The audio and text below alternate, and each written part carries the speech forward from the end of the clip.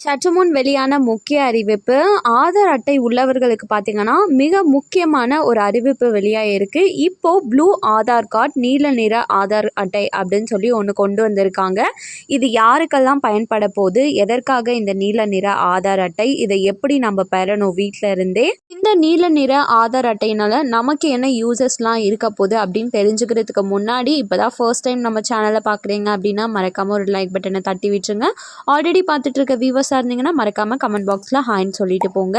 இப்போ வாங்க இந்த நீல நிற ஆதார் அட்டை பற்றி பார்த்துடலாம். நம்மளோட அனைவரோட வீட்லேயுமே பார்த்தீங்கன்னா இந்த குழந்தைங்க அப்படின்றது கண்டிப்பாக இருக்கும். ஒவ்வொரு வீட்லேயுமே இருக்கும்.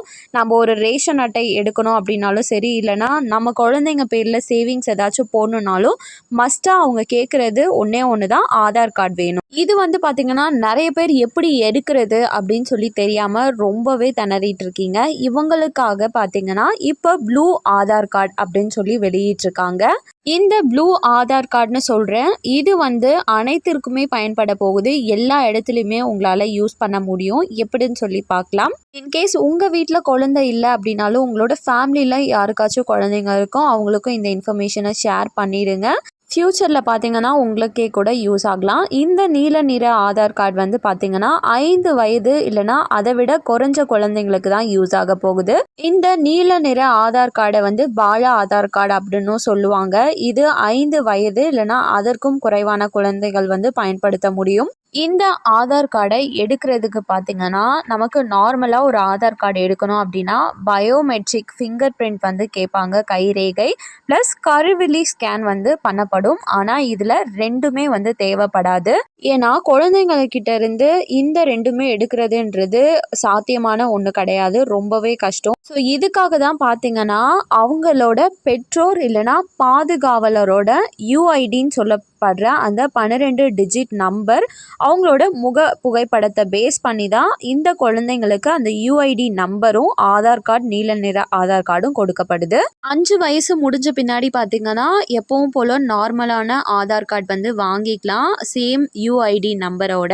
ஸோ இதற்கு எப்படி வந்து நம்ம விண்ணப்பிக்கணும் அப்படின்னு பார்த்துடலாம். ஃபர்ஸ்ட் வந்து உங்களுக்கு பக்கத்தில் இருக்க ஆதார் மையத்தை வந்து பார்த்து தெரிஞ்சு வச்சுக்கோங்க. அப்படி இன்கேஸ் உங்களுக்கு தெரியல அப்படின்னா https://uidai.gov.in/ இந்த இணையதளத்துக்குள்ளார போயிட்டு உங்களுக்கு பக்கத்தில் இருக்க ஆதார் பதிவு மையம் எங்கே இருக்குது அப்படின்னு சொல்லி செக் பண்ணிக்கலாம். நீங்கள் இந்த நீல நிற ஆதார் கார்டுக்கு அப்ளை பண்ணுறதுக்கு பார்த்தீங்கன்னா வீட்டில் இருந்தே அதுக்கான ஃபார்மை இந்த இணையதளத்திலிருந்து டவுன்லோடும் பண்ணி ஃபில் பண்ணிக்கலாம். அப்படி இல்லைன்னா ஆதார் பதிவு மையத்துக்கு போயிட்டோம் அந்த ஃபார்ம் வாங்கி நீங்கள் ஃபில் பண்ணி கொடுக்கலாம்.